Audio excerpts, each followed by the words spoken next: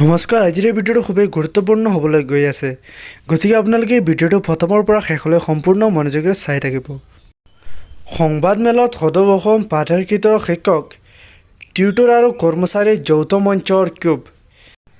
২৭,০০০ টিউটৰক শীঘ্ৰে শিক্ষকৰ মৰ্যাদা প্ৰদানৰ দাবী। ৩০ বছৰ পৰ্যন্ত শিক্ষাদান কৰা শিক্ষকক ষড়যন্ত্ৰমূলকভাৱে প্ৰাপ্য সন্মানৰ পৰা বঞ্চিত কৰাৰ অভিযোগ, ৰাজ্যজুৰি আন্দোলনৰ হুংকাৰ। বিগত প্ৰায় ২৫-৩০ বছৰ পৰ্যন্ত শিক্ষাদানত জড়িত হৈ থকা ৰাজ্যৰ ২৭,০০০ শিক্ষকক চৰকাৰে প্ৰাপ্য মৰ্যাদাৰ পৰা বঞ্চিত কৰাৰ অভিযোগ উত্থাপন কৰিছে সদৌ অসম বাধাকৃত শিক্ষক, টিউটৰ আৰু কৰ্মচাৰী যৌথ মঞ্চই। এইসকল শিক্ষাগুৰুক শীঘ্ৰে টিউটৰৰ পৰিৱৰ্তে শিক্ষকৰ মৰ্যাদা প্ৰদান কৰিবলৈ সংগঠনটোৱে দাবী জনাইছে। গুৱাহাটী প্ৰেছ ক্লাবত আজি এখন সংবাদমেল অনুষ্ঠিত কৰি এই দাবী জনায় সদৌ অসম বাধাকৃত শিক্ষক, টিউটৰ আৰু কৰ্মচাৰী যৌথ মঞ্চৰ নেতৃত্ববৰ্গই। সংবাদমেলৰ সংগঠনটোৰ সভাপতি অতুল চন্দ্ৰ ডেকাই কয় যে ৰাজ্যৰ নিম্ন প্ৰাথমিক বিদ্যালয়ৰ পৰা মহাবিদ্যালয় বিভিন্ন শিক্ষানুষ্ঠানত বিগত প্ৰায় ২৫-৩০ বছৰে শিক্ষাদান কৰি থকা শিক্ষকসকলক চৰকাৰে ইচ্ছাকৃতভাৱে প্ৰাপ্যৰ পৰা বঞ্চিত কৰিছে।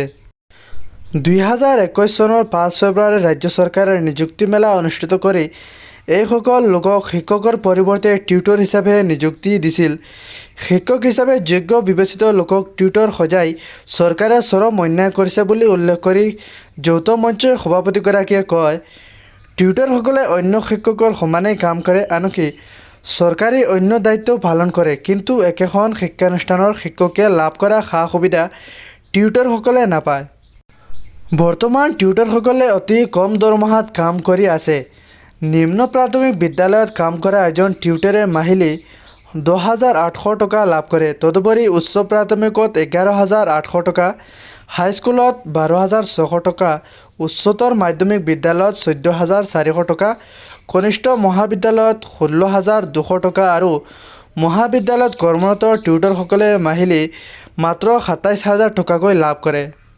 সমান কামৰ বাবদ সমান দৰমহা নীতিৰ আধাৰত সকলো পৰ্যায়ৰ টিউটৰসকলক দৰমহা প্ৰদান কৰক।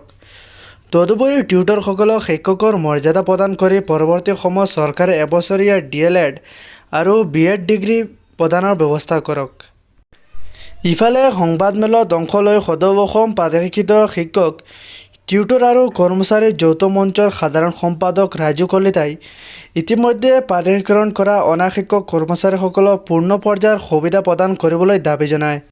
ইয়াৰ লগত ৮৮খন উচ্চতৰ মাধ্যমিক বিদ্যালয় আৰু মধ্য ইংৰাজী বিদ্যালয়ৰ অনা শিক্ষক কৰ্মচাৰীসকলক শীঘ্ৰে প্ৰাধিকৰণৰ ব্যৱস্থা কৰিবলৈ দাবী জনাইছে সংগঠনটোৰ সাধাৰণ সম্পাদকগৰাকীয়ে।